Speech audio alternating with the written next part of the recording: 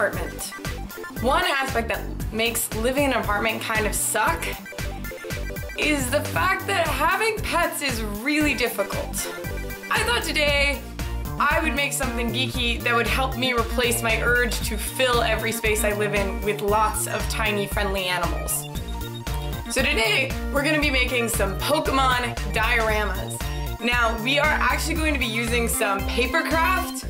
Check out the people over on PokemonPapercraft.com. They have done some awesome things. They're getting as many Pokemon as they can, and you can build them yourselves out of paper. In fact, just paper and glue, which is pretty cool.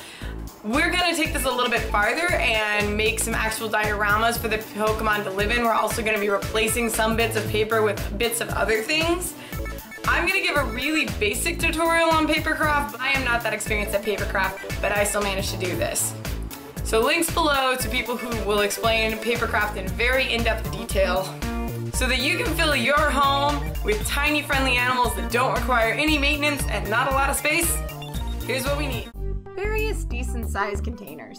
Printouts of the Pokemon papercraft. I printed it out on cardstock. Fake moss. At least 1 pin. Some silk leaves from the craft store. Some pink flowers from the craft store. Some beige rocks from the craft store, clear Elmer's glue, dry flour foam, and a box cutter. So here's a general rule when it comes to paper craft, especially round ones. There will always be one side that has lots of little tabs and one side that doesn't, that's going to act like a cap. You're going to want to work from the tab side all the way to the non-tab side.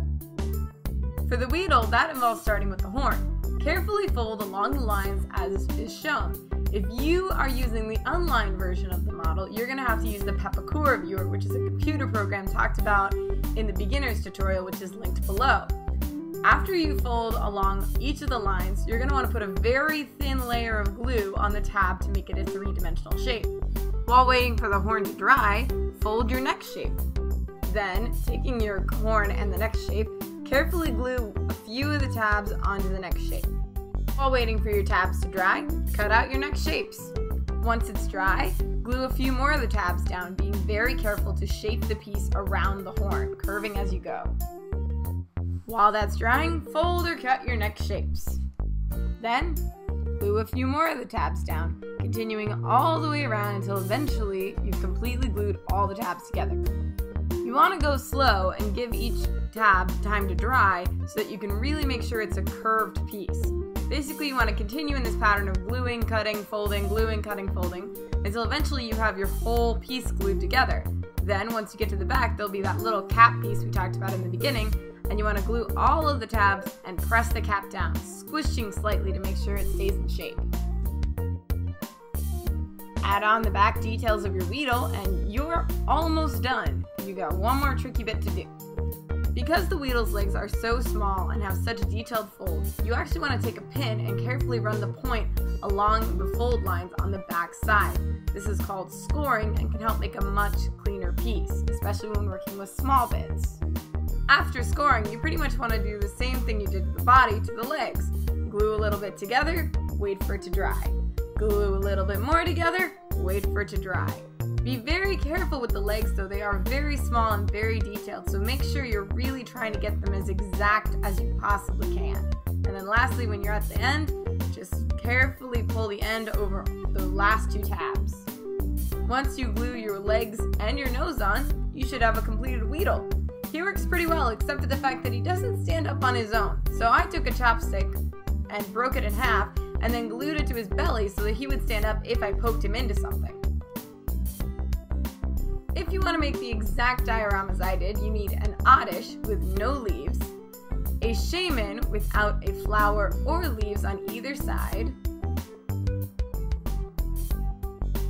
a Diglett without any rock or dirt details but with a fully complete body and nose, and lastly, a Weedle on a stick.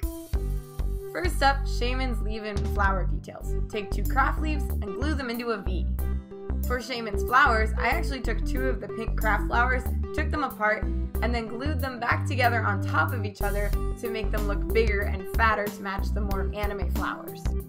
From there, glue your pink flowers to your green leaves, Do that for 2 sets and you'll have Shaman's details. After that, glue those details onto your Shaman. This might take a while to dry if you use Elmer's glue like I did. I then put them in an old Easter basket with some fake moss. I threw the Weedle in with the Shaman so that they could have friends. For the Oddish, you're actually going to start off with some brain surgery. You're going to want to cut a slit on the top of the Oddish from side to side, going parallel with his mouth.